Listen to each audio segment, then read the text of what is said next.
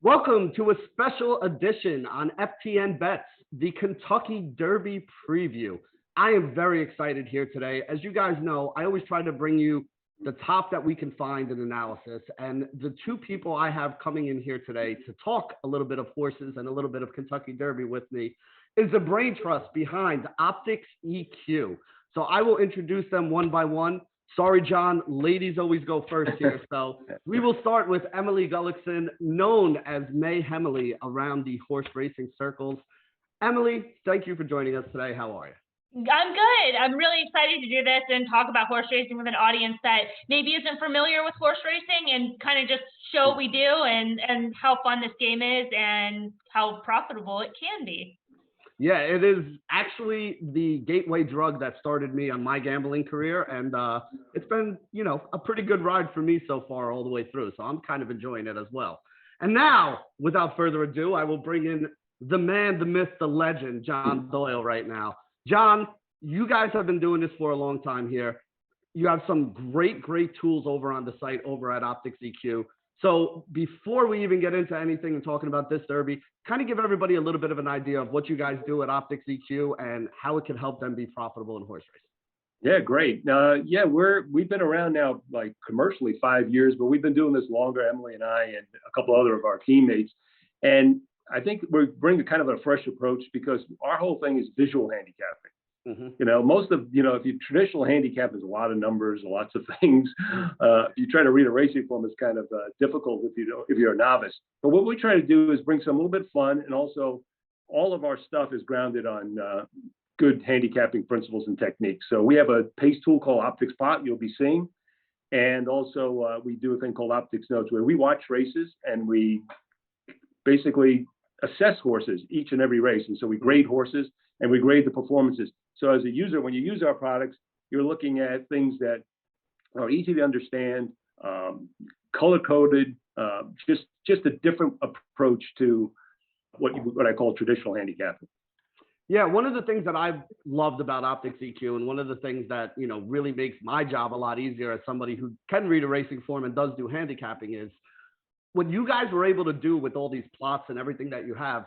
You take all that information that somebody would have to go through the racing form line by line to figure out where the closers are, where the speed is, who are the guys that are up front and behind, and make it very easy for somebody to understand. Instead of me having to spend 15 minutes breaking down a race, I could look at the Optix plot and get most of the information that I'm going to need to be able to make intelligent bets about which horses are going to be forwardly placed, which horses are going to be running late, which horses have a chance to win, which ones are ones that we're going to be playing underneath. And that's one of the things that I love about it. Like you said, some people are visual learners, myself included. So when I'm able to look at the plot and get all that information that normally would have taken me 10 or 15 minutes to, kind of pull out of there myself, it just makes the whole handicapping experience a lot easier because now you have more time to look at the odds, see where the overlay is, see where the value is, see where you can find something good. So again, a lot of times Derby day, it's not as big a deal because they give us about an hour before that. You can go to the bathroom, you got time to do plenty of things. But normally on a Thursday afternoon at your local track, when you got 20, 25 minutes between races, it really cuts down on the time you have to spend kind of digging through and looking through, and it gives you a really good picture. So I love the product. I think it's great. And the one thing I want you guys to talk about a little bit real quick here before we move on to the race, give everybody a breakdown of the PDF that we're going to be having on our FTN site that people can buy for not only the Derby day, but also for the Kentucky Oaks day, right? That's right. So it's going to be full cart for both days. And it's going to be, I don't know if we have got a price yet on it, but what it's going to include is basically every horse. And what we do is it's called Optix Focus. And we give you like the last 3 run lines, all the information. But the most important thing I think on there is we give you our odds assessment on a horse. Now, lots of different selection people give you like their top 3, 4 horses. That's okay, but we think that actually assessing a horse's odds, doing it our way, gives you a better kind of tool to use when you're at the track because odds fluctuate. So a horse at 3 to 5 may be the most likely horse to win, but he may not be a good bet. Yep. So what we're doing there is by giving you odds, you can assess those odds versus the odds that are actually in market that day, are being played. So I think that's an important point. Also, It's all done with our handicapping information and angles. So we have a bunch of handicapping angles. And you'll see some of these as we go through horse by horse analysis. So you get familiar with how we assess horses using our information. And then we're going to put the plot in there, and there'll be a lot of good information because the Derby is a kind of unique race, and we'll get into that. But we've done some good tracking and trends, and we're going to share that with the users in that PDF. So it's going to be a real robust product. People will love it, even if you've never played horses before, and you could assess, you're a gambler, and you could assess value by looking at odds. You could do well with this product, especially Derby time. So. We'll look forward to this is our first entree in this with you guys, so we're very excited about it. So, Emily, I'm going to bring you in on here to kind of build on something that John just said here.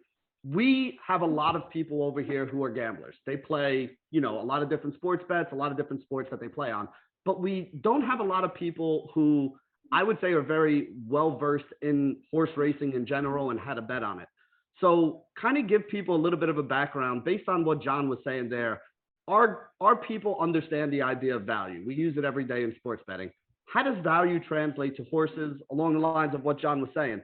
Why is a 3 to 5 favorite sometimes not the horse we should be putting our money on?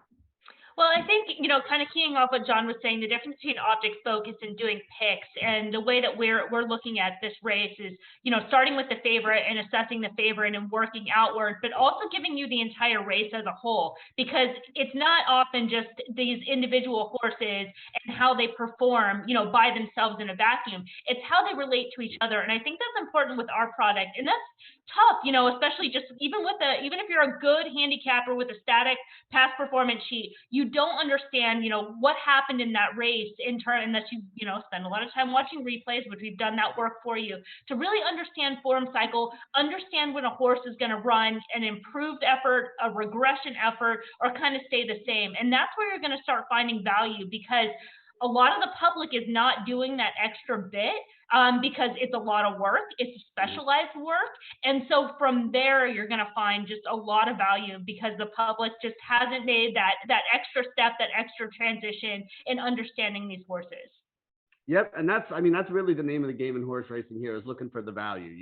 It's just like anything else in sports betting. If you're getting offered odds of, 2 to 1 on a team to win a game, and you think that team should be more like even money, those are the kind of things that you're looking to bet. And in horse racing, it's the same way.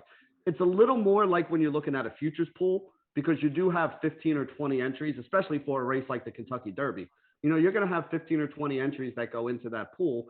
So it's looking at what are the chances of each one of these horses winning, and then what are the odds am I going to be paid for it? If you think that a horse has a 10% chance to win and you're getting 15 to 1 odds on them, well, that's going to be a good bet. That's something that we want. If you think a horse has a 10% chance to win and we're getting 3 to 1 odds on them, that's going to be one of the ones that we're probably passing on here. And that's what I want everybody to kind of take away from this. And that's what they do in this PDF. What you'll see in this PDF is, I'm not sure exactly how you guys word it, but it's basically the odds that they think each one of these horses should be based on the percentage chance that that horse wins the race. So again, one of the differences between horse racing and, sports betting per se, is the pool is going to be pari mutual. And what that means is, as more people bet on one horse or bet on another horse, the odds are going to change all the way up until race time. So you may think you're getting a horse at 10 or 15 to 1, but if everybody else sees them as value too, and they all start betting them, that horse may drop down to 5 to 1 by the time the race goes. And then maybe you kind of lost some of that value that you had there. But if you have an idea of where you think these horses should be or what the odds are, now you can look at the odds that are being offered versus the odds that they kind of told you guys is, the guidelines of where it should be. And then we could figure out where the value is. So like John said, a lot of people can say, hey, I think these 3 horses are going to win the Derby. But a true handicapper will tell you, well, who do you like? Well, it depends on the odds, because, if he's 20 to 1, maybe I like the 4. But you know what? If the 4 is 2 to 1, I'm not going to be putting any money on him. So that's why I really like the product that they're throwing out there. They're going to give you guys guide rails of where they think these horses should be, so that when it comes to Derby Day, no matter where the money's coming in the pool, you can kind of see where horses have a better chance of winning than the odds are showing. And that's how we're going to wind up making money in the long run. Pretty much sums that all up the right way for you. Yeah. This is one thing I just want to add. I forgot to talk about this. Is we'll do a couple of pick multi-race wager kind of things. Just give suggestions. So if you're into playing pick sixes and those kinds of bets, it'll give you some guidelines. Okay, so kind of how to structure one of those types of tickets. So that's an additional thing that's going to be part of the product. All right, so there you go. And as you guys know, John said he didn't know the price. I think it's coming out at $24.99 is going to be the price All of right. the FTF out there. So again, if you guys are going to be putting any money down on the Derby, listen, I know, oh man, $25 to get some information, but yeah, if you have this information, you have a better chance of being a winner. And the amount of money you could win in a pool on Derby day, which is much different than the pool on your random Thursday at your local track, is going to be pretty sizable. And with that, I kind of want to transition over to talking about the Derby a little bit with you guys, because, you know, even for people like yourselves who are doing this every day and are, you know, basically professionals in this field, the Derby is a whole different kind of handicapping exercise than you normally get on your regular day going over to the racetrack. You know, John mentioned already, there's 20 horses in this field. There's very few other races you're ever going to find in America where you have 20 horses in the race right here. And that creates problems of its own. You're going to have horses that are going to get in trouble, that aren't going to get good trips. You're going to have horses that, you know, may not like getting dirt kicked in their face if it's the first time something like that has happened to them. And then on top of it, you also have a very different gambling day on Kentucky Derby Day. You know, and your normal Thursday at a racetrack, maybe you have $25,000, $50,000, $100,000 in the exotic pool. On Derby Day, that number is going to be in the millions. So if you have a strong, you know, feeling about some horse or the way something's going to work out, this is a day where you could really make a score. Now, again, it's also the toughest day because you have 20 horses in this race. So there's a lot more combinations and a lot more things to pick. So Emily, we'll start with you on this one. How does the Derby change the way you go about? Obviously, the handicapping pretty much stays the same, but how does your betting change when you have a situation like Derby Day? Yeah, I mean, you know, for the most part, I don't know if it quite changes too much, but you do have, you know, you have more options. You have more of that kind of public money in the pool, people playing horses that don't normally. But again, you know, just kind of for me, it's pretty much sticking to kind of the foundations of regular play. I don't know, John, do you go a different approach on Derby Day? No, I mean, no, not at all. I mean, I just think there's more value, like Benny was saying, and especially in the what I would call vertical pools. Those are your trifectas and superfectas. They offer incredible opportunities on a day like this. And the thing is, and that's why the plot has been so good for us, because it helps you really kind of visualize how the race might be run and which horses, you know, are going to be finishing. Because one other thing that's unique about the Derby is you have horses doing something they've never done before. They've never gone this far. So that's the other added thing to this, is like you have a distance that they've never done. So the uniqueness of the plot, and we'll get into it, is shows you some horses that are the ability to finish because they're going longer. Can they close? If they can't finish going shorter distances, they're not going to finish going longer distance. So it's a very important point. And I just think there's a lot of value and a lot of edge using the plot in that situation. Yeah, and the plot is something that we're going to talk about here in a little bit, and I'll let John kind of walk you guys through it, so you understand exactly how you can use it to help you, you know, make your plays here.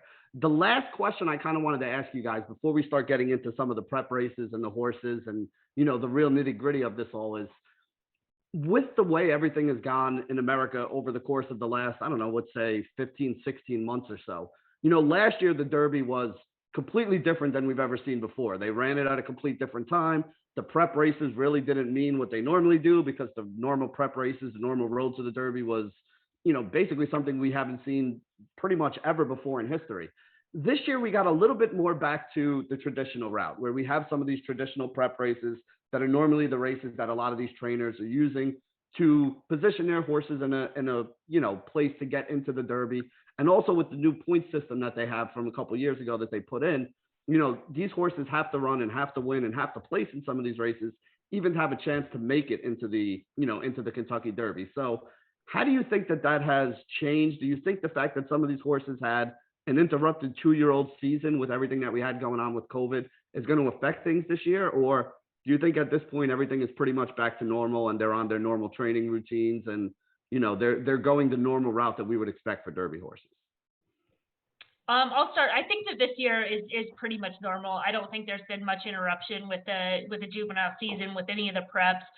You know, and again, I would go kind of like, you know, you have the overall and then a horse by horse. And in this case, I don't think there's any horse in here that I could really say, you know, COVID or situations that were outside of this horse or trainer were impacted coming into the Derby. John, yeah, do you agree? I saw you shaking your head. Yeah, absolutely. This is like, but we're back to normal, I think, from a Kentucky Derby perspective. All right, well, that's good. So now that we are back to normal, let's talk about some of those prep races that came up here. I know you guys ranked them all based on your Optix figs.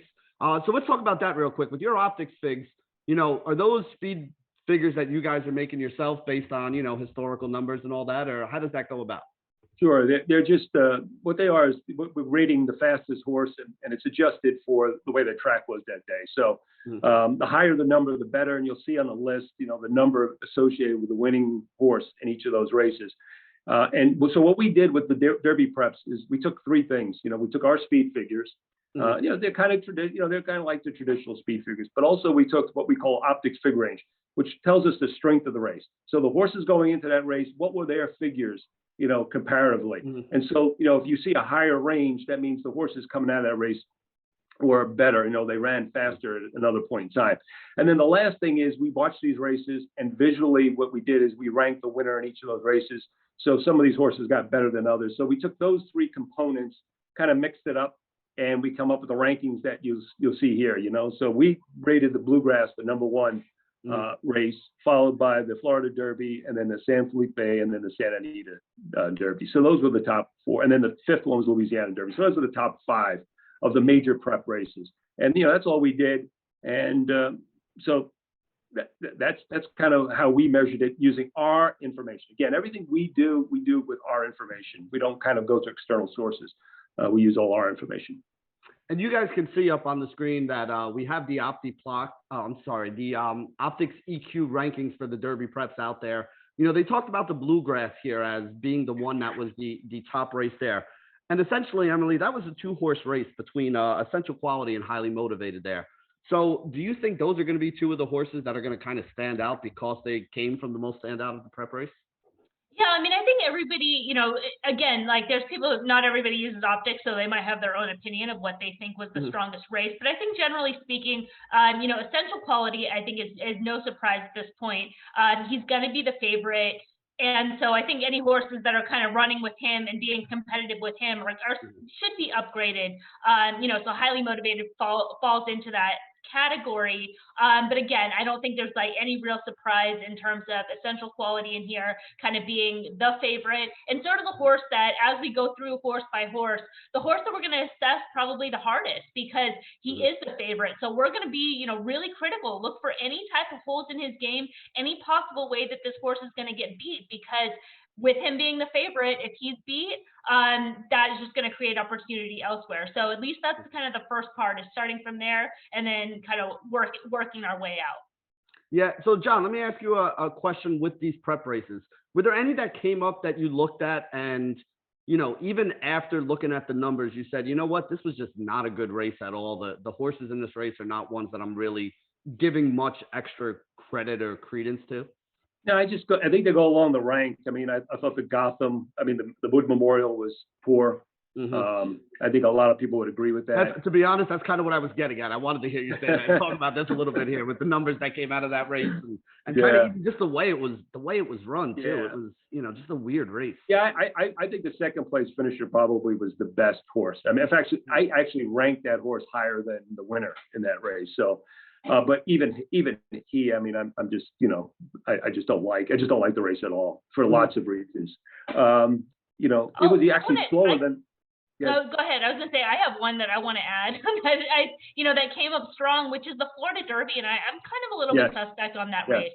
You are as well. Yeah. So I think, I think as we go through horse by horse, that's a race to me. I know it came up strong, but it's one just kind of going forward, I'm a little bit suspect of.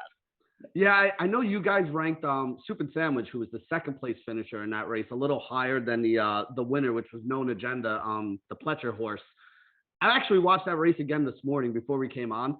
He got a really good trip in that race. He was on the rail pretty much the whole way until they came around to the last turn and was able to kind of kick outside and go off there. So I'm interested to see how, that horse comes back. I really thought he was aided quite a bit and kind of agree with you that, Soup and Sandwich is probably the better of those two horses coming out of that race right there, because he had to do a lot more. Even though he finished second, he had a much tougher trip than, Known Agenda did, who basically got a rail ride pretty much throughout and then was able to kick home towards the end there. I agree with that. So we'll see how that works out on May 1st here on Saturday, which would be pretty nice. So now that we talked about the preps a little bit here, John, do you want to talk about the Optix plot first before we go into the horses? Yeah, sure. Yeah, let me talk a little bit about the Optix plot. You can find a lot of information and videos about Optix plot at optixeq.com. But what we did is we've been looking at the Derby for like the last 13 years using Optix plot, and we've developed some real cool trends. It's been a pretty good predictor of the winners and exotics, horses, and so forth. And when you look at the Optix plot, okay, it's got 4 quadrants, and so the upper left-hand quadrant is horses that have the fastest early or gate speed and second call speed or middle race speed. So those are your best horses generally. So they're going to be up in the upper left-hand corner, that quadrant 1, and then quadrant 4, which is all the way to the if you diagonally go all the way to the bottom right, those are horses that are deep closers. Horses kind of in quadrants 2 and 3 are kind of middle of the pack. They run middle of the pack, or they stalk the speed horses. So that's how it kind of lays out. So in the derbies in the past, quadrant 1s have had a tremendous advantage, especially if the horse is a square. You'll see circles and squares on the Optix plots. And what does that mean? Well, the squares are horses that finish better relative to the other horses in the race. So those are your late pace. So a horse that has good early pace, good middle pace, and is a square in quadrant 1 is usually a very good horse. Okay, and that's how it's worked out. Q1 squares have been very good. Q1 circles have done well enough, but those Q1 squares have been the dominant ones. Anyone that's right in quadrant 1 or right on the border of quadrant 1s and 3.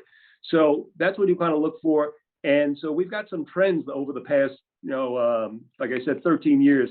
And what I did is I tried to map those trends. First of all, Benny, is there any questions on the plot?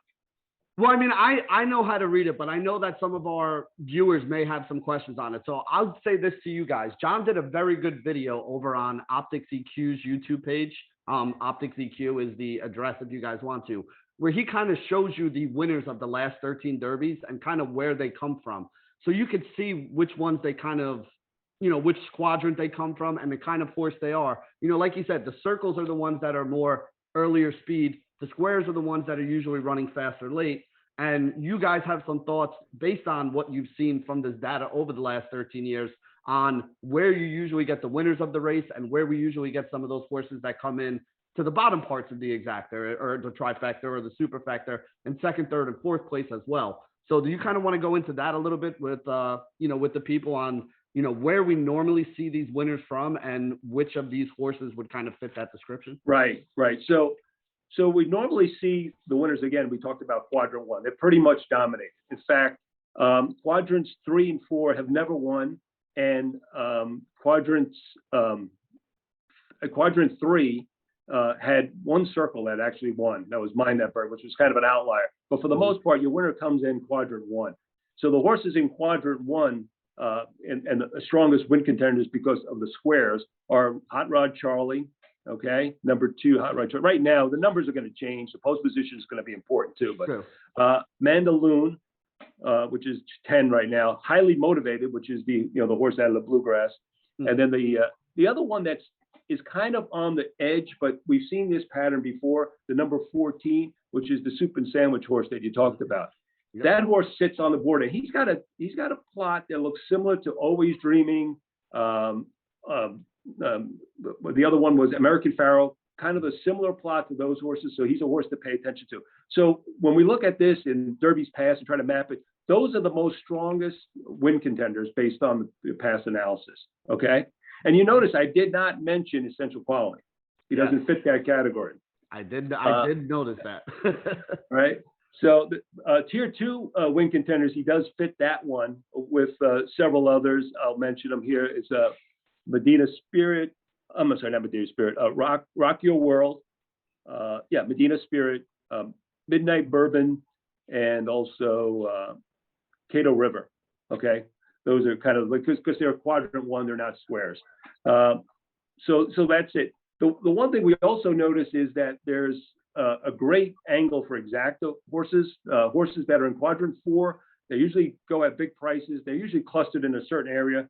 This year we have Unknown Agenda, the number 5 right now, number 17, excuse me, my eyes. I think it's Hidden Stash, who I think comes out of the bluegrass also. And number 22, if he gets in, I think that's Keep Me in Mind, right? Okay. Yep. So those are the ones, and we got the list up there. So they're the strongest exacta just based on past analysis. And, usually some of those have done really well at a price.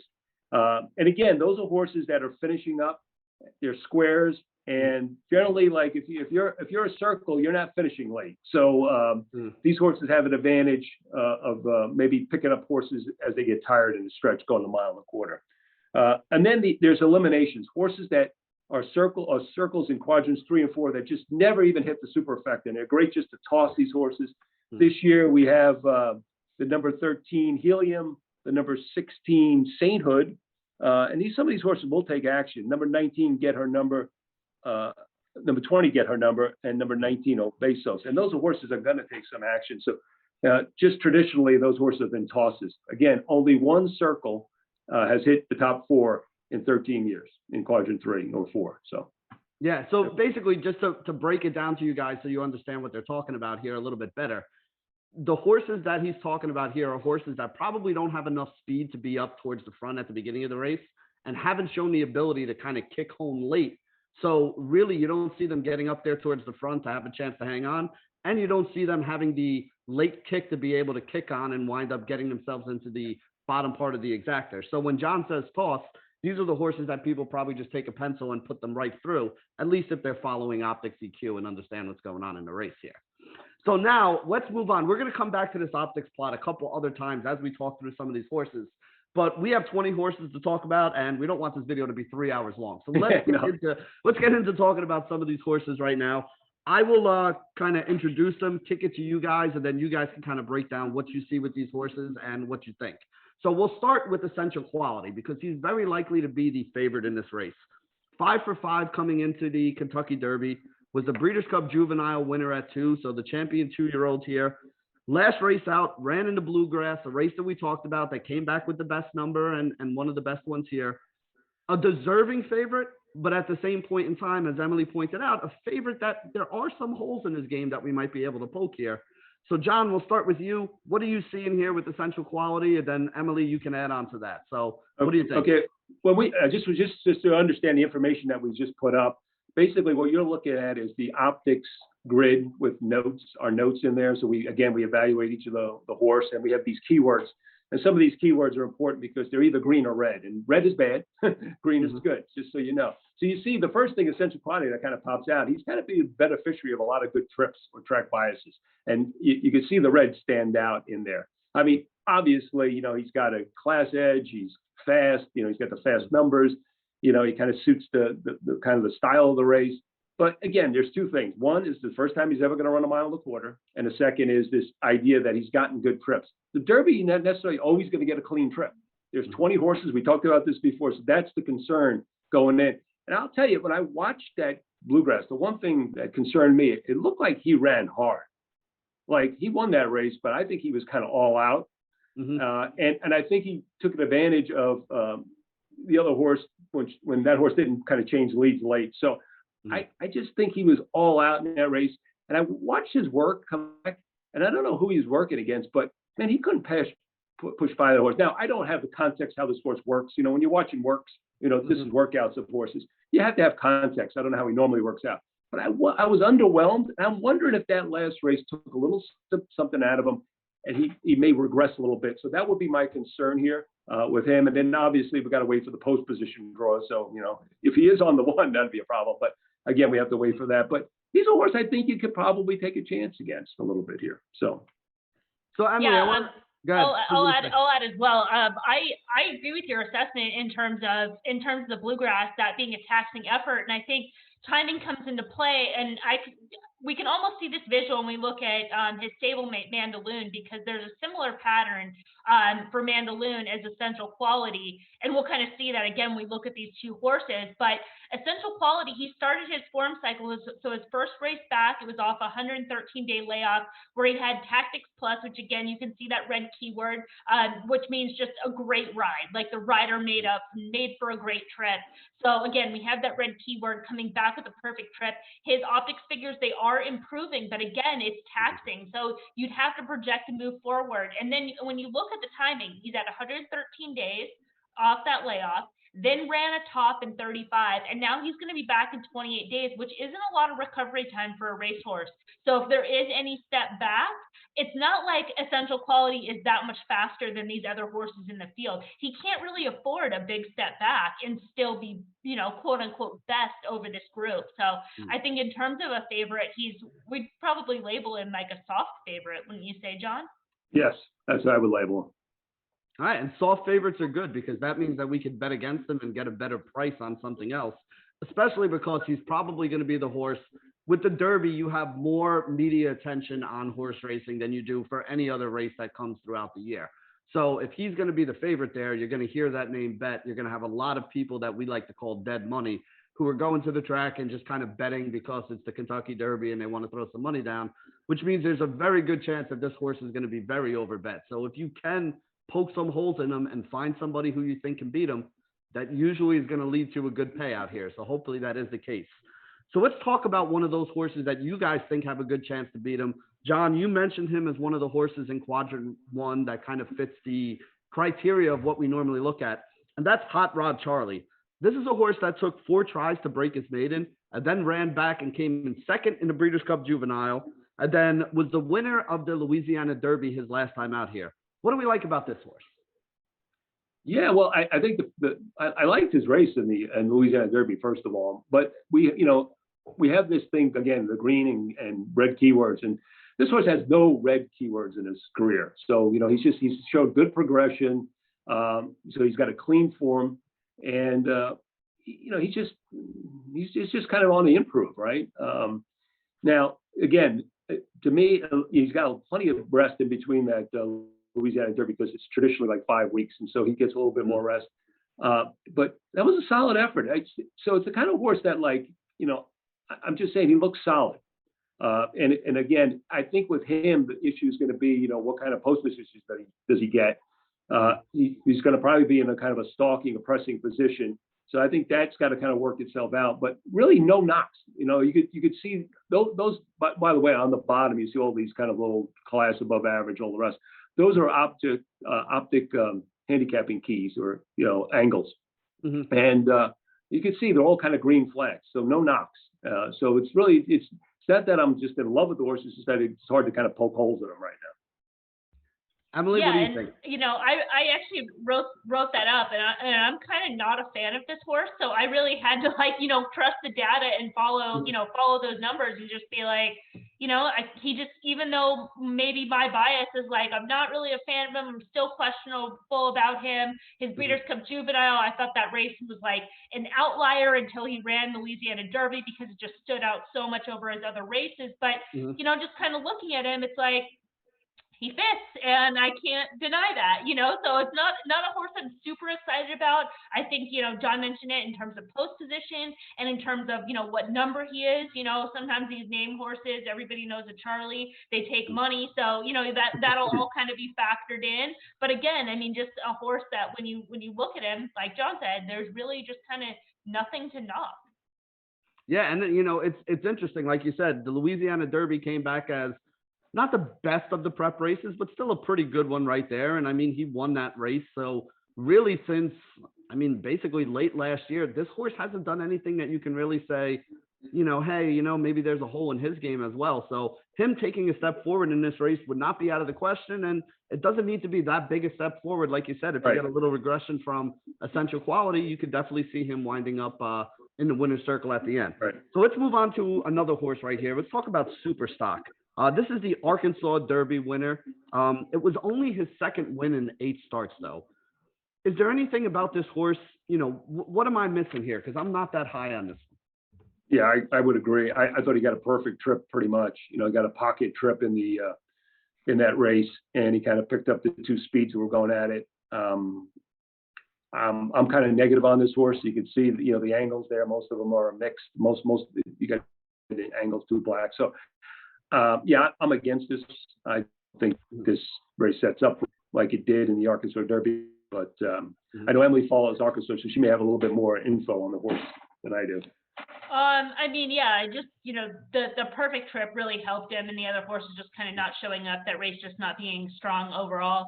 I mean, you could say kind of the one thing just in terms of, you know, I have a hard time making a case for him as a contender, but maybe as an underneath type, just because he does have that foundation. You know, he's in a position where he is a square and could be kind of an underneath type of a piece, and a horse that I just don't think many people. So that's as far as I could get with him, is, you know, an underneath use at the right price.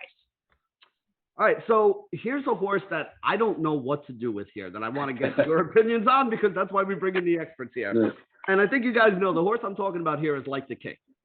So, you know, 3 wins and 6 starts. He's been in the money in all 6 of his starts, so nothing wrong with that there. You guys think he can step up in class? I saw that as one of the notes you have here. And the question that I wrote down is, can he handle the class? Because he's coming in from Turfway. He's switching surfaces. I think this might be his first time on dirt, if I'm not mistaken here. I just don't really know what to make of this horse. Is he in the same class as some of the other ones that we're talking about here? I mean, he hasn't done anything to make me say he's not, but he also hasn't done anything to make me say he does belong here. So where are you guys at on Like the King? And, you know, kind of make this a little bit easier for me to make a decision on this horse. Yeah. He's improving, right? So you can see it, right? I mean, those nice incremental, even smaller incremental improvements. He had trouble in that race, and he overcame trouble to win that race at Turfway Park on a different surface. Yeah, he did run on dirt once. It was off the turf. Twice. Okay, Keeneland, and then you can see where he started his kind of career. So you could say maybe, you know, your point about class, but you know, he's a kind of horse that's continuing to improve, and you know, I don't like the horse obviously to win, but this is one of these horses that can maybe get to the bottom of the trifecta or the superfecta if he continues his upward improvement. Yeah, it's a class hike, but he's a horse that you know, like I said, showed some guts, you know, because you may have to overcome trouble in the Derby, and at least he's proven that. And you know, if you look at his race 3 back at Turfway Park, a gallop out, this horse, I think the distance is not going to be an issue. So, you know, I wouldn't leave him off your superfecta tickets, Benny. All right, fair enough. A horse underneath. I'm upgrading him even further. I've just kind of come around to him. I think he's an improving type. And I like him for the distance. I like what he's been able to overcome at this point. And just in this field, you know, we're kind of going through it, and there's just no real standouts. To find a horse that's improving and that's going to get the distance kind of goes a long way. And then the fact that he does have most of his races on synthetic, he will probably be an auto toss for a lot of people. And they're going to go, well, he's never run on dirt. He can't run in dirt. His 2 races on dirt were really bad. Well, let's look at those races a little bit critically. His first start, it was a 5.5 furlong sprint. We're talking about a horse that's probably a classic distance type. So to finish second sprinting first out at 5.5 furlongs, it's probably worth a little bit of an upgrade. And then at Keeneland back on October 24th, you know, if you look at the Optix pace figures, he was forwardly placed in there. That race was fast early, fast middle fraction. So he was against the flow. He was running on a fast pace that day. And then all he's done since that race is improve. So I just kind of come around to him. I know he doesn't look great on the plot, but just again, you know, kind of looking at those other factors and a price number, I'm willing to upgrade him as kind of a long shot in here. Yeah, 100%. I mean, when I go through the horses for the Derby, I think one of the best things you can do as a handicapper is try to figure a reason to throw horses out. Because trying to look at 20 horses is too tough to do. But if you can narrow the field down a little bit, then, you know, you can kind of start seeing, all right, so here's where I think things are going to go. And this is one of those horses that I couldn't throw out. Like every time I went through, I'm like, no, there's a chance. So I got to leave him in there. Like he was never somebody who got a cross off on my list. He was never somebody that got a star as, you know, I definitely want to make sure I play him. But I kind of agree with you. He's not somebody that I think we can take lightly in this race. Maybe he does come out and throw a clunker here. We have no idea whether or not he will. but he's also somebody that I think could come out here and surprise people and run a good race. And like you said, at a price, that's the kind of thing that we really want here. If we can get a horse that looks like he does kind of fit, we're not sure. He hasn't done anything to make me think he doesn't fit here. So I do think that there's a little bit of upside that we can look at, and you know, it'll be interesting to see what he does when the Derby comes around.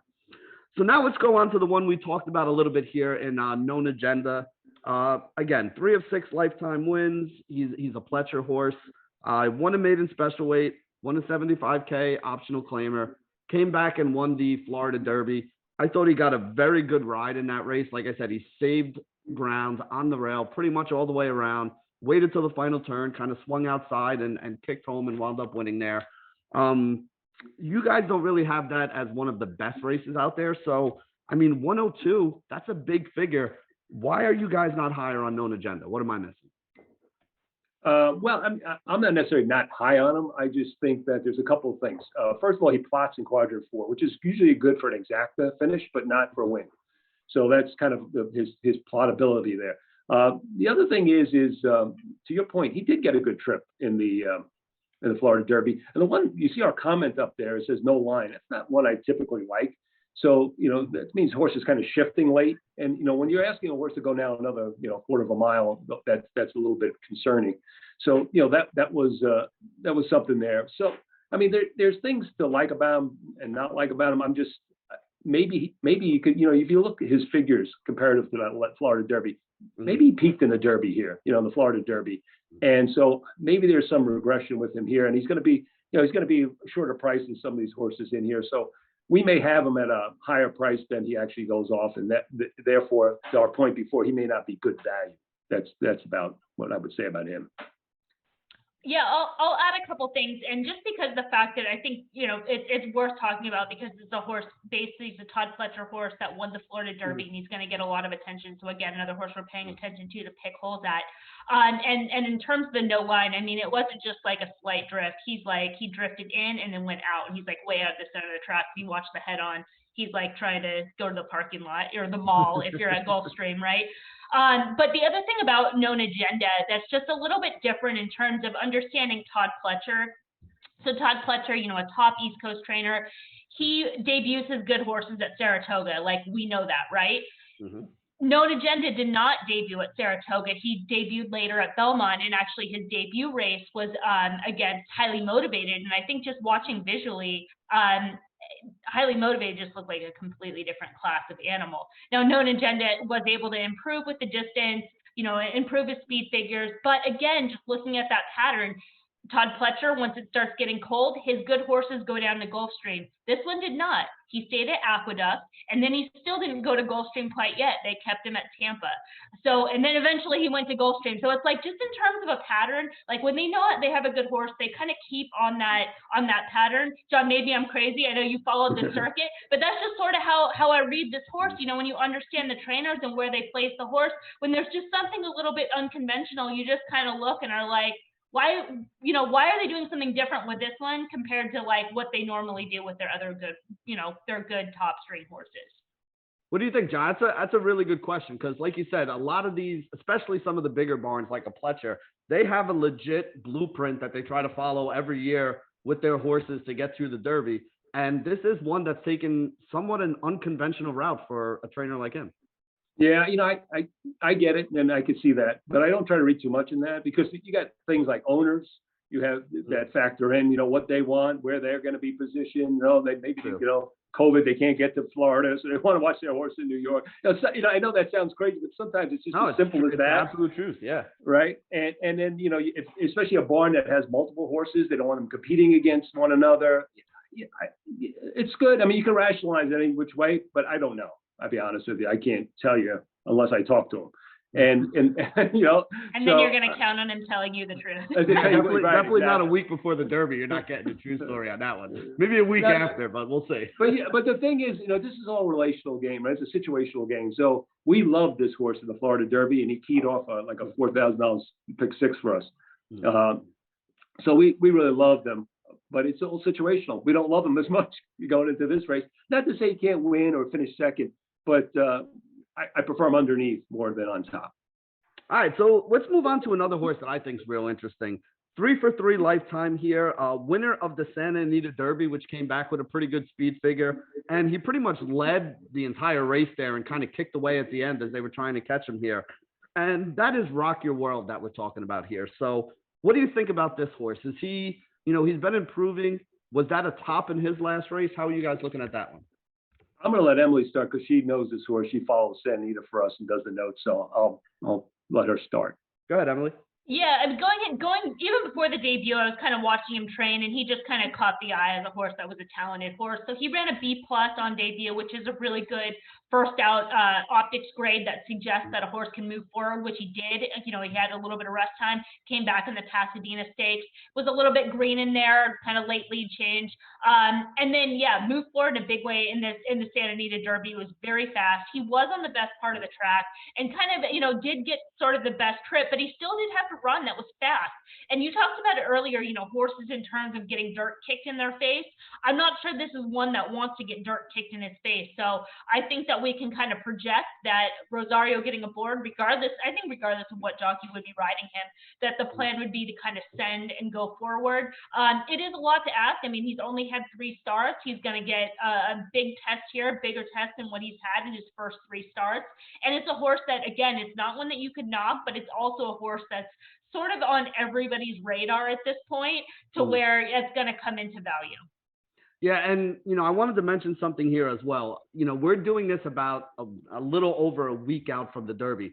So they haven't actually had the post position draw yet. So this is a horse where the post position is going to be pretty important for him on where he gets, because if they're looking to fire him early, you want to make sure that you're in a good spot where you can get out there and, kind of have a chance to be on the lead and kind of control the pace and do it at your own, do it at your own pace and make sure you have enough left to kind of kick home late. So we got to see where this horse actually winds up once they actually figure out, where they're going to be. And for those of you who are fans of soccer who may not follow horse racing, when they do the World Cup draw or they do like the UEFA draw and they have the whole Kentucky Derby draw, well, that's what they're talking about. They pull the name out of a hat, and it's not like the first name they pull out gets slot 1. You get to choose where you want to be, because some horses may want to be closer to the rail to be shot off early and kind of be close to the lead. Other horses may want to be outside so that they don't get in trouble. Instead of just getting put into a spot, the owner actually gets to pick, or the whatever it is. No, they don't do that. No, they do that anymore. Oh, they're not doing that anymore? No, they stopped that maybe 3 years, 3 years. It was an experiment, and they stopped it. Oh, yeah, okay. they pick the name. They pick the name at random, and then the post at random. That's kind of 2 separate. Or they pull the sheet or whatever it's called. But yeah. All right.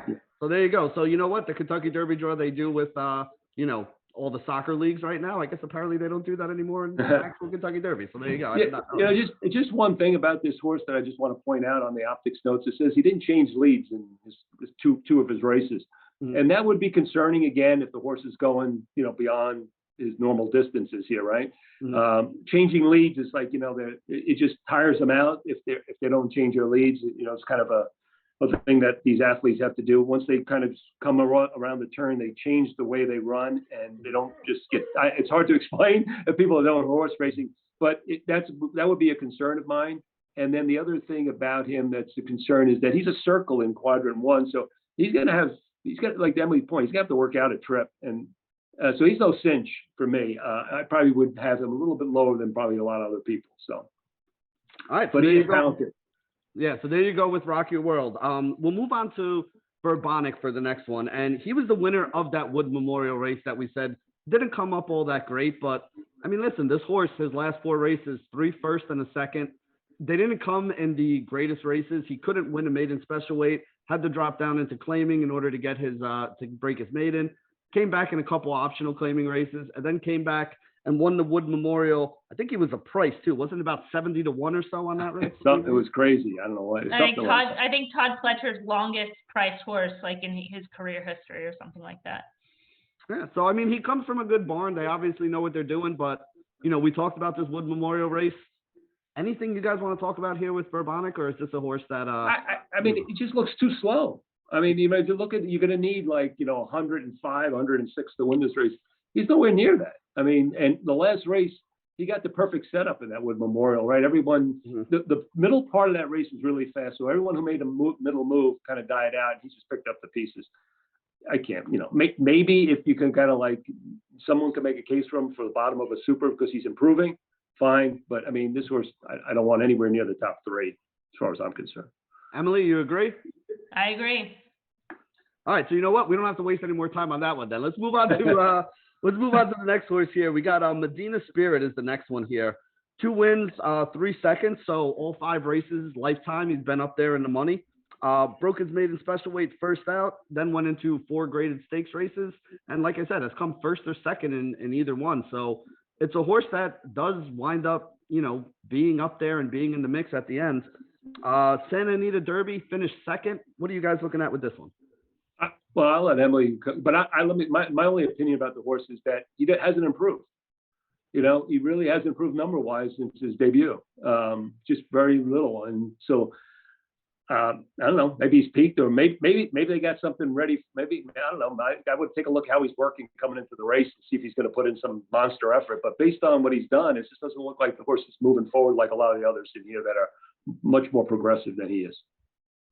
Yeah, I mean, he just is, he's kind of slow, and that was a concern with him overall. I mean, Baffert's one of those trainers that his horses, they start fast and they continue to run fast. There's really, you don't really see a lot of gradual improvement like a lot of the other barns. So they pretty much show you who they are right off the bat. Going into the Santa Anita Derby, he was just hovering right around like 90s, 93, which John mentioned, is probably going to take at least 100, probably, like you said, a 105. So where is that improvement going to come from? And he did run, a 96 in the Santa Anita Derby, which was a top for him, but it just kind of seemed like that was his top there. It is really hard to see him move forward. In terms of the placement, I think you have to keep in mind the field size. So it's not like he's running against 20 horses. He might not have run against 20 horses collectively in all of his starts to date. So we've got to keep that in mind with the first and second place finishes. Mm-hmm. All right, so let's move on to talk about another horse here. Midnight Bourbon. 7 for 7 in the money in his career so far here. The last 5 have all been in graded stakes races. But here's the problem that I have with this, especially after looking at, the information that you guys have. Both of his wins, you got some red negative comments about here. So Midnight Bourbon, what are you thinking about this horse?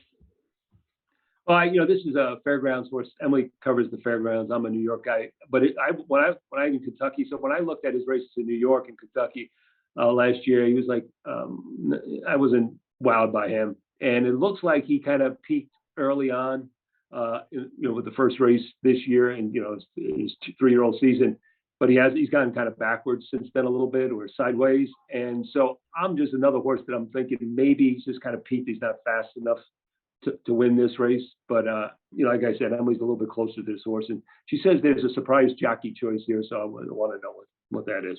I think it's Mike Smith, right? Yeah, Mike Smith is taking over for Joe Talamo, which I think is an upgrade, and I think it is like a surprise jockey choice in the fact that Talamo really hasn't done anything wrong on this horse necessarily. So getting Mike Smith to ride, that's certainly that's a choice, right? They're calling on a Hall of Fame rider to ride. I mean, we go back to the plot.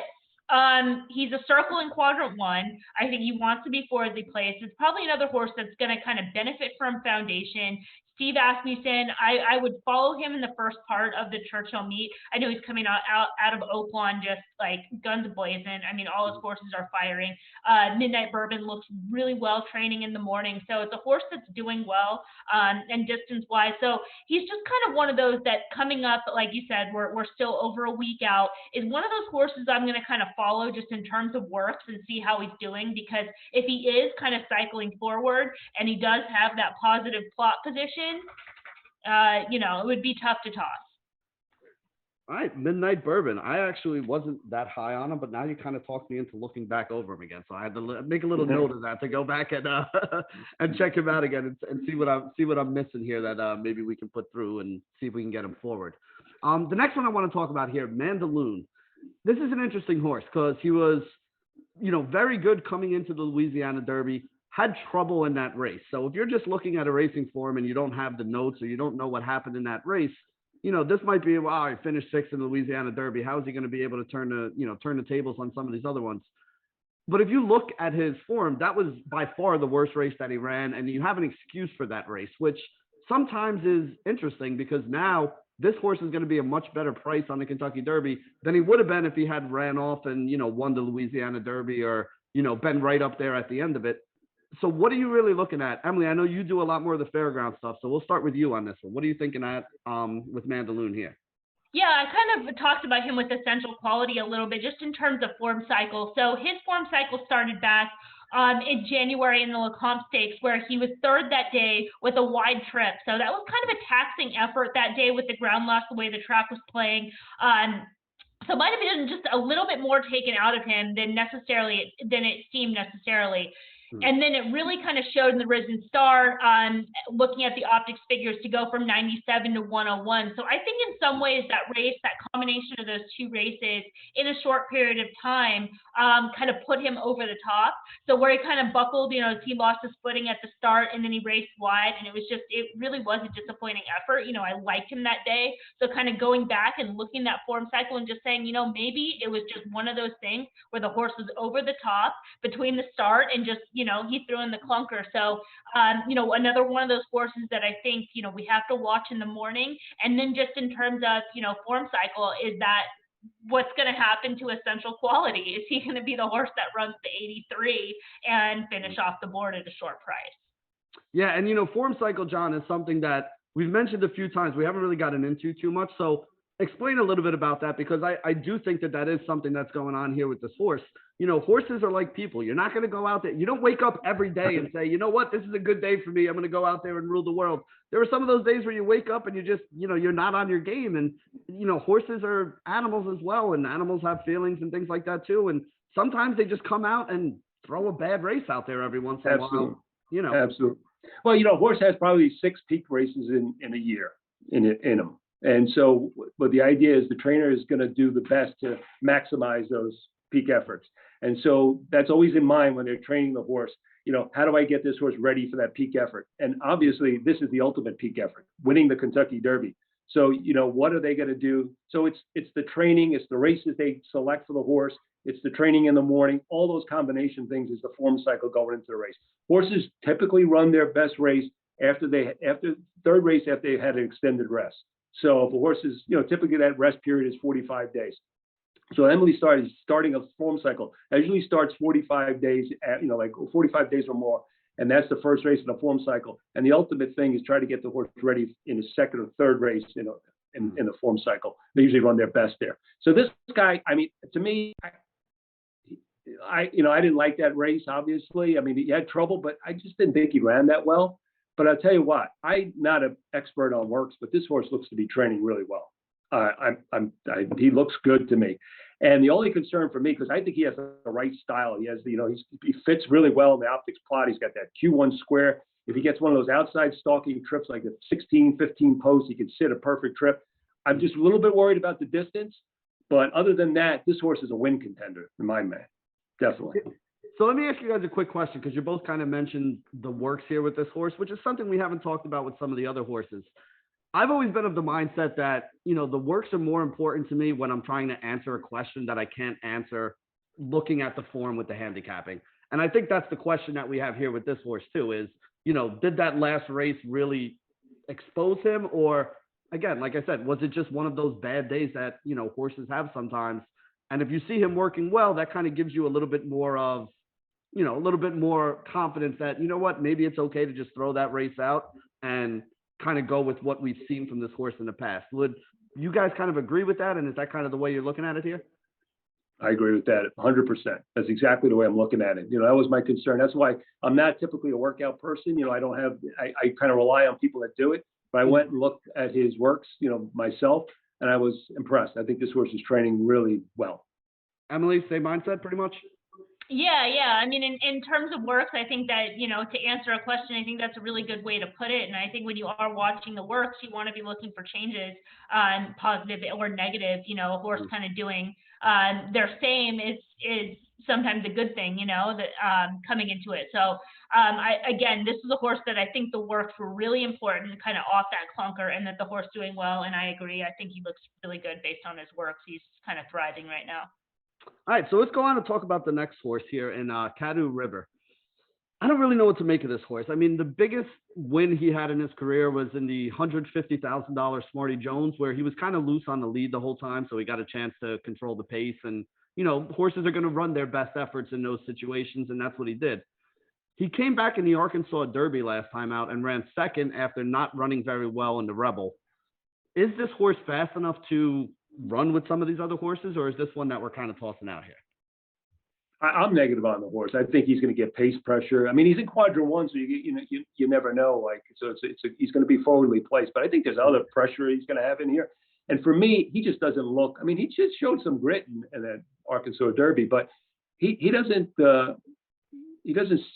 strike me as a 10 furlong horse. Ben, he doesn't. So I'm really concerned about the distance. If he gets one of those inside post draws, I'm tossing him pretty much, or limiting him to maybe fourth in the Super. Emily? I don't have any more to add. Yeah, nothing good to say, so say nothing at all. I got Yeah, you. I mean, even if like best case scenario for this horse and he got like a loose lone lead, I still think he would lose it in late. But for the distance reasons, for the fact he's not classy enough, for the fact that he's just not fast enough. So yeah, he's tough to make a case for the best case scenario. And that's very unlikely.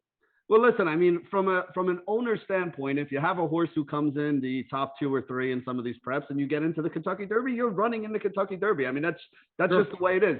But you know what? You also have to understand as a handicapper that not every one of these horses really fits, So when you have some of these, this is what I said.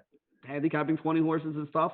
This is one of the ones that I put a line through and kind of threw out. So we can move on and talk about the next one, because the next one is a very interesting horse and one that I know you guys have some some feelings about here, and that's Highly Motivated.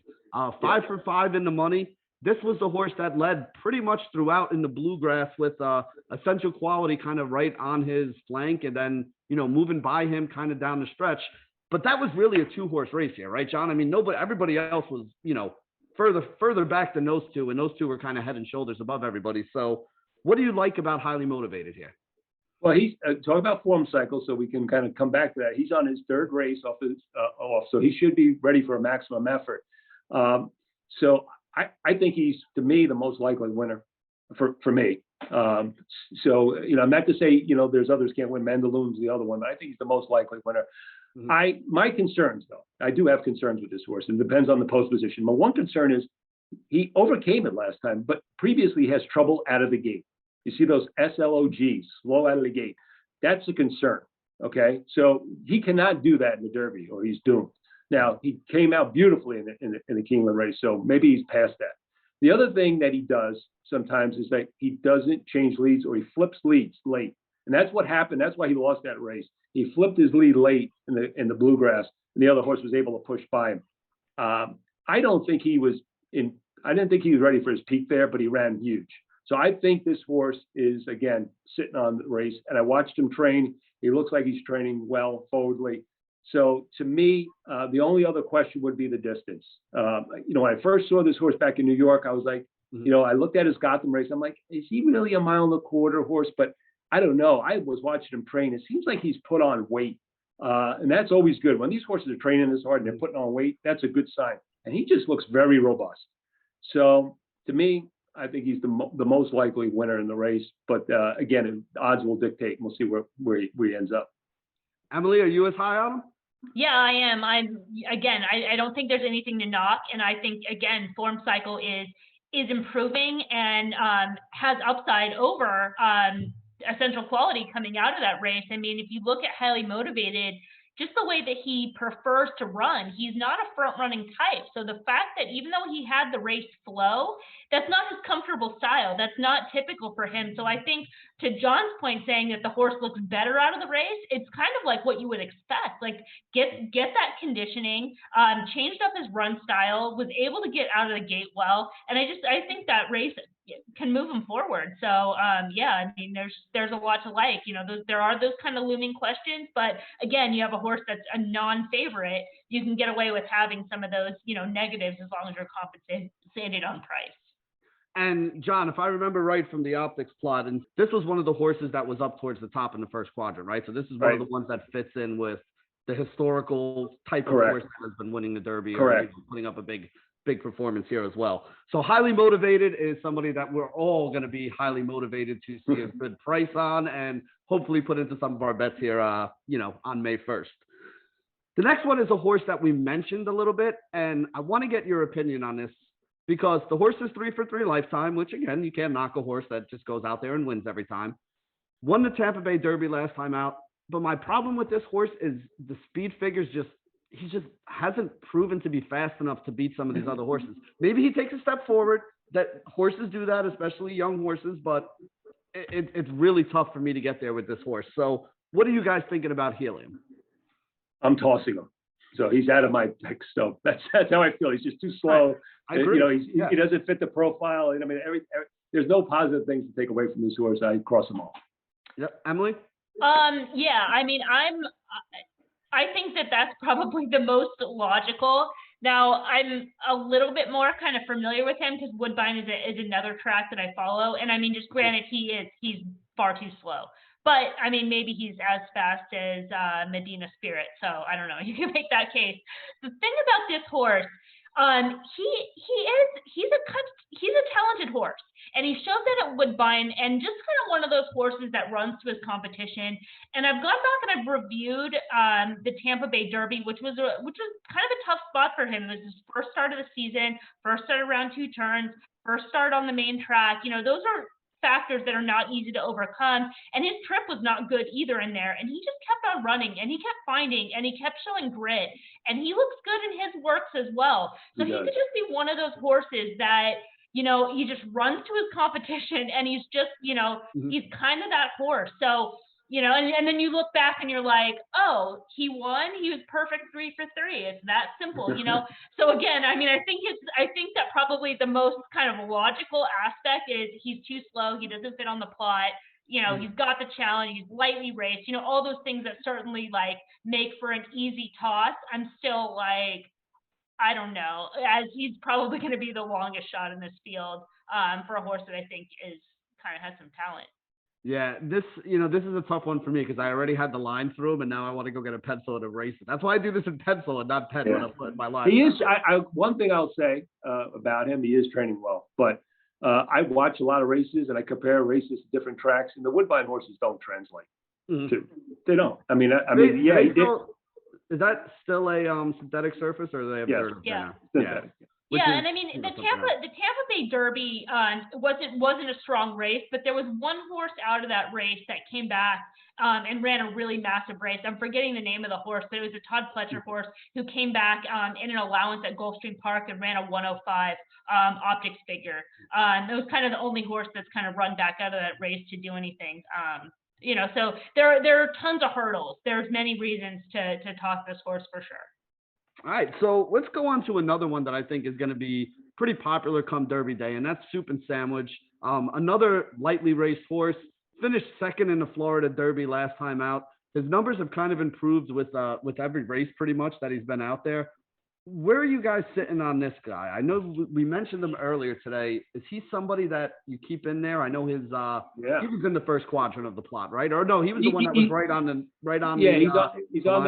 He's on the border between, if you look at the plot, if we bring it up, he's on the border between, he's the 14, between 1 and 3. Mm-hmm. And that's a spot that always, like I said, Always Dreaming had, American Pharaoh, Maximum Security had that spot. So that's a good spot. And he really did, I thought, run the best race out of the Florida Derby. I agree with you, Benny. The only issue with him is, again, his lack of experience. The fact that he's had these issues with no lead, no line, that kind of thing. So again, the 10 furlongs would be a concern. But it's a horse that he's developing, and to run like a second in his third race in the Florida Derby shows the talent he has. I would keep an eye on this horse even out of the Derby, future. But I mean, I'm probably going to use him in some tickets in slots like 1, 2, and 3. So. But more of a backup, and that is a key. I think the highly was going to be my key, and then highly motivated is going to be my key, and kind of use this one a little bit in defense. But again, he's a horse that you don't know. I mean, don't know until he stops improving. You don't know where it stops. So he's one to keep an eye on.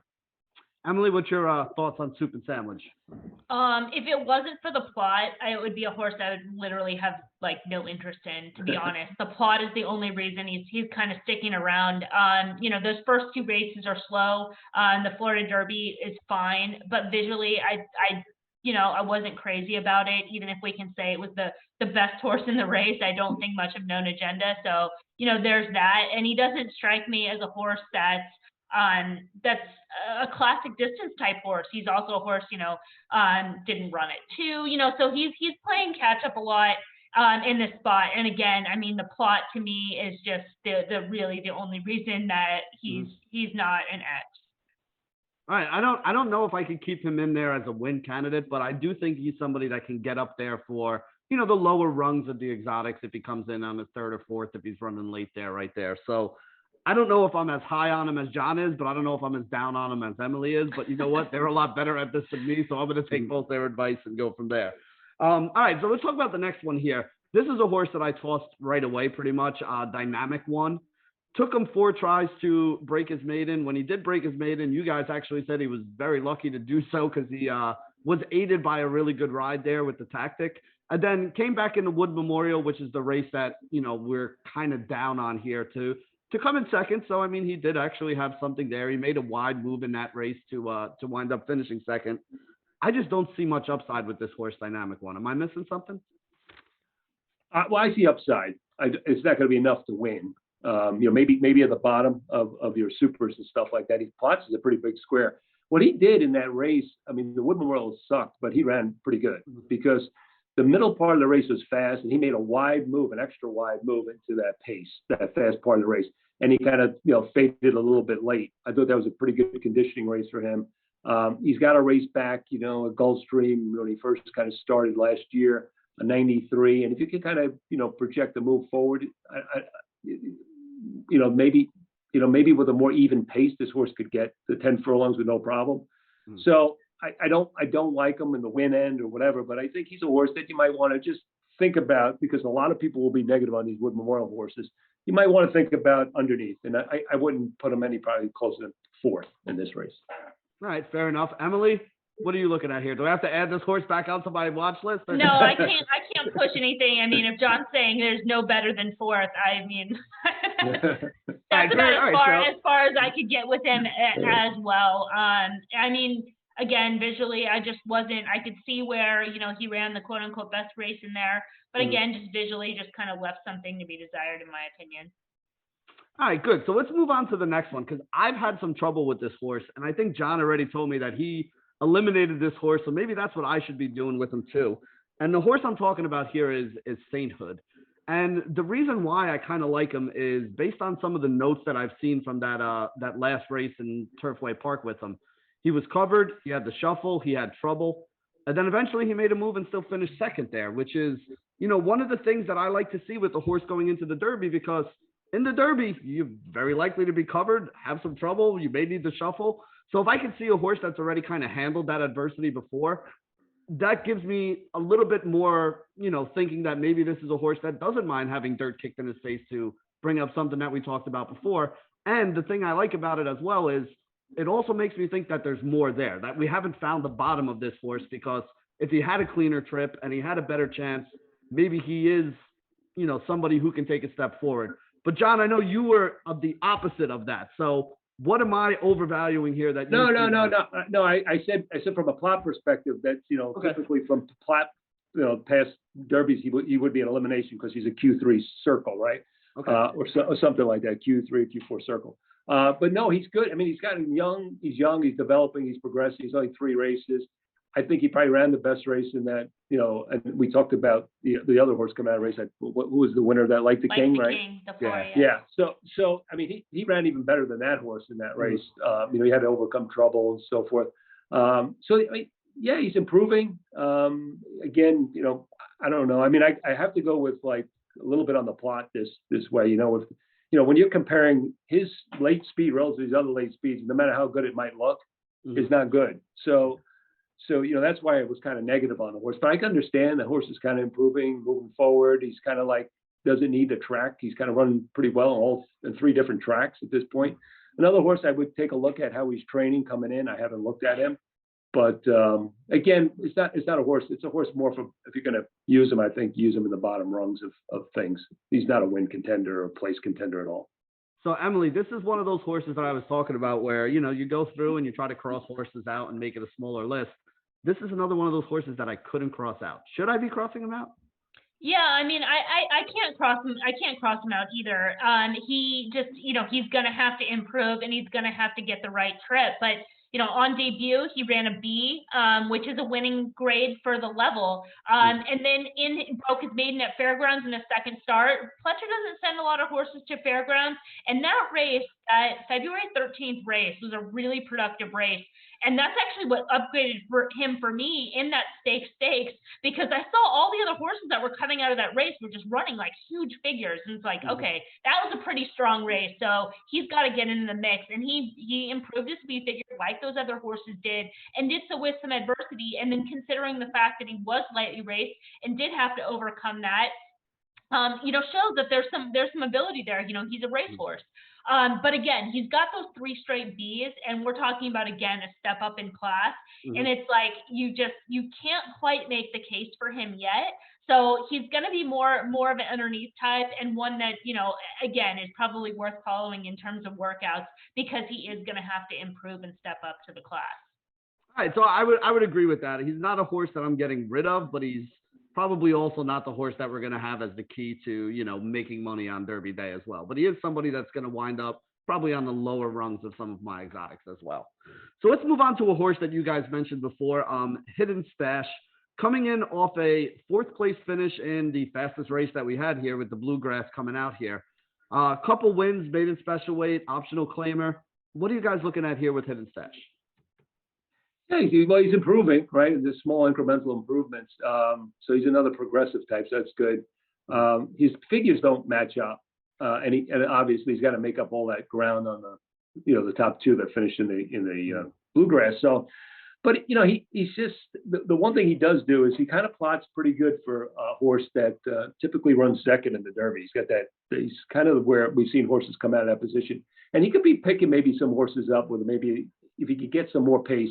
He didn't get any pace to run at. That race was kind of slow and fast late in the Bluegrass. So it was hard to make up ground on those 2 because they weren't slowing down. The concern is all the no leads. You know, again, you worry about that when the horse is going 10 furlongs. But it's a horse that, you know, I might give some consideration on the bottom rungs again. You know, I'll be probably going really spreading deep in those bottom rungs and try to pick something up. And I'll do so with him too. Trainer had a terrible Keeneland. She's usually pretty sneaky there. Again, like Emily said, what we do is like just before the Derby, they'll run the first week at Churchill, and what we do pay attention to is how those trainers are firing.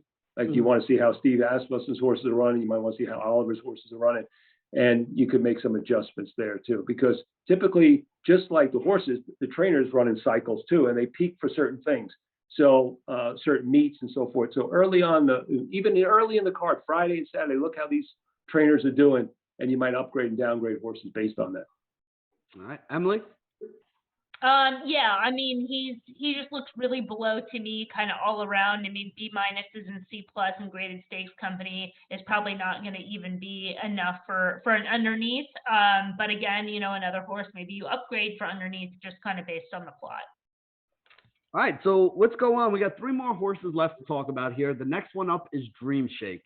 3 lifetime races, broke his maiden first time out, ran in 2 graded stakes races, San Felipe and the Santa Anita Derby, finished 3rd in both. So again, another one of those horses that got enough points to qualify to be here.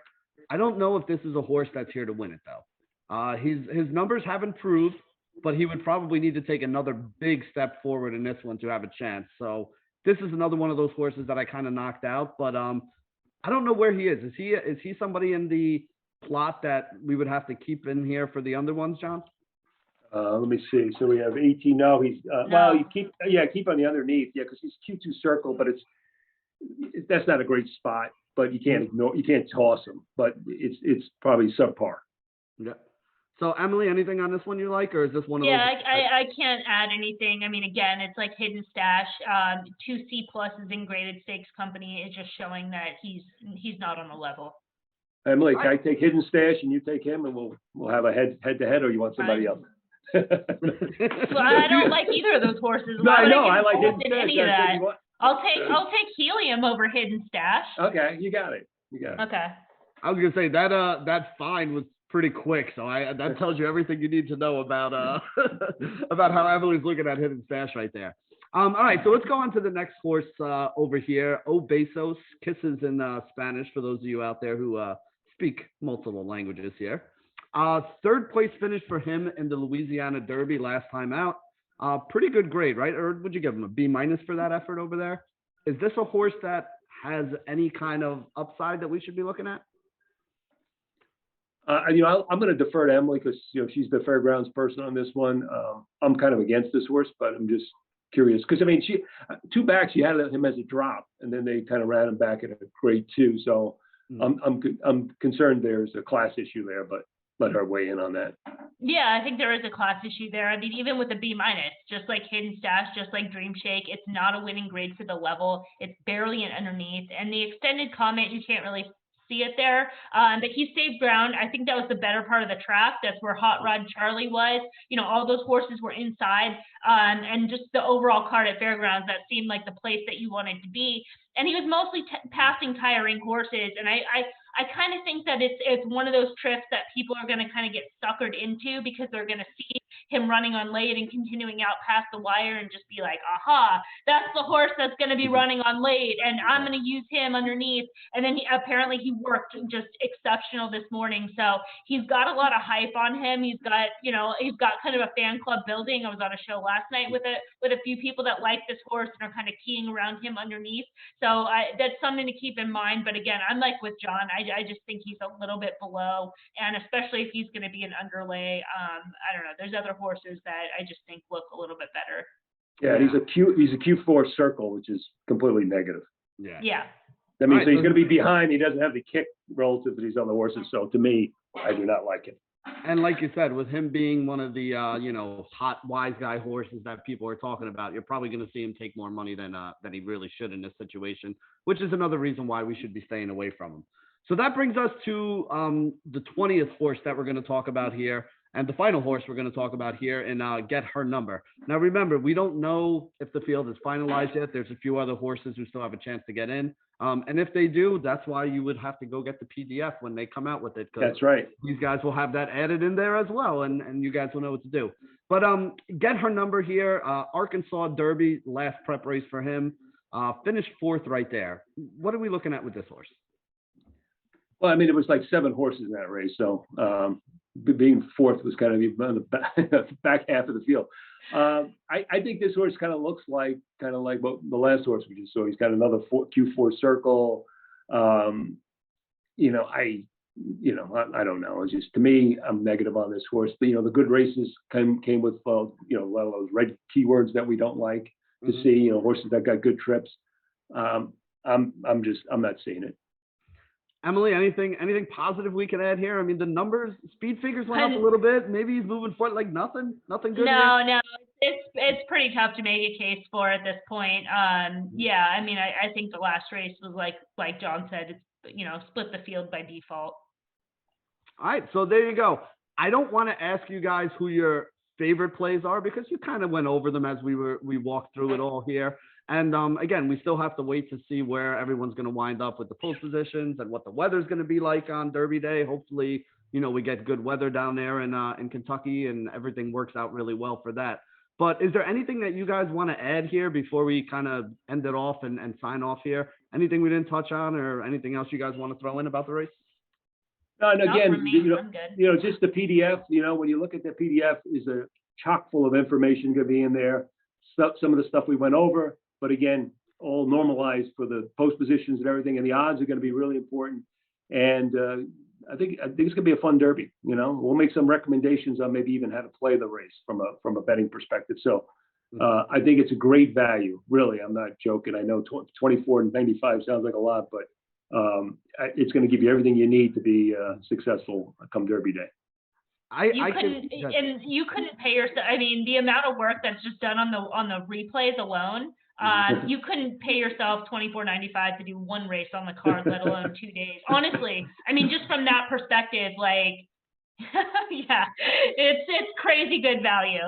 Yeah, and again, I've seen what the work that these guys have done before. I've looked at the Florida Derby one that they put together and used that for some of my own wagering as well. So this is the reason why I wanted to bring Optix EQ on here to talk about the Kentucky Derby, because we don't have horse racing experts over here at FTN Bets, but we want to make sure we're giving you guys the best information, and that's why I really like the PDF that they're coming out with as well. You'll be able to get it over on the FTN Bets site. Like I said, it's $24.99. I think and John, stop me if I'm wrong here, but I think the Oaks one should be available next Thursday before the Oaks on Friday, and the Derby one should be available Friday before the Derby on Saturday, correct? That's correct. Yep. All right, so you guys will have a whole night before to stay up like I do and drink some coffee and look over and kind of plot out all your bets for the day, which will be nice there. So I just want to say to both John and Emily, thank you guys very much for hopping on here, kind of walking through the Kentucky Derby and giving our subscribers here a little bit of the insight in the analytics and everything that goes into what you guys do, because you are some of the best in your industry, which is why I wanted to have you guys on here so that we could get some of the best information out there to our subscribers as well. So Emily, John, thank you very much. Remember, guys, get over to optixeq.com. You can check this out. They do this for races throughout the entire year, not just the Kentucky Derby, not just the big races that you actually hear about and see on TV.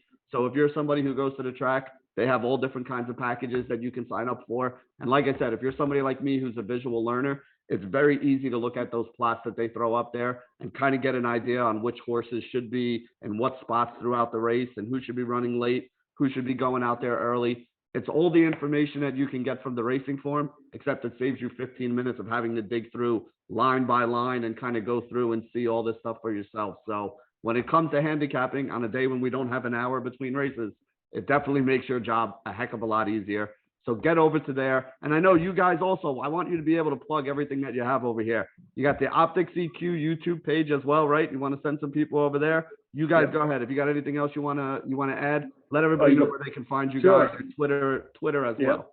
You can follow, we're at Optix EQ on Twitter. Emily, I know you got some on Twitter too. It's at Emily Optix EQ on Twitter. And yeah, again, there's just going to be tons of information. If you haven't already, go on optixeq.com, register. Registration is free. That gives you the race of the day every day and just to kind of get familiar with the products and things like that, in addition to the Great Derby package. All right, so there we go. Good luck, everybody. Hopefully everybody wins a lot of money. Get your mint juleps ready, get your hats ready, even if you're socially distancing and staying home and watching it on TV, which is what I'll be doing this year. Luckily, the state of New Jersey does have a horse racing place that I can bet through the internet with TVG that they have over there, although it's not really the greatest one, but it is what it is. It's what we have here in New Jersey. So for Emily and for John, this is Benny signing off for FTN Bets and Optix EQ Kentucky Derby Preview.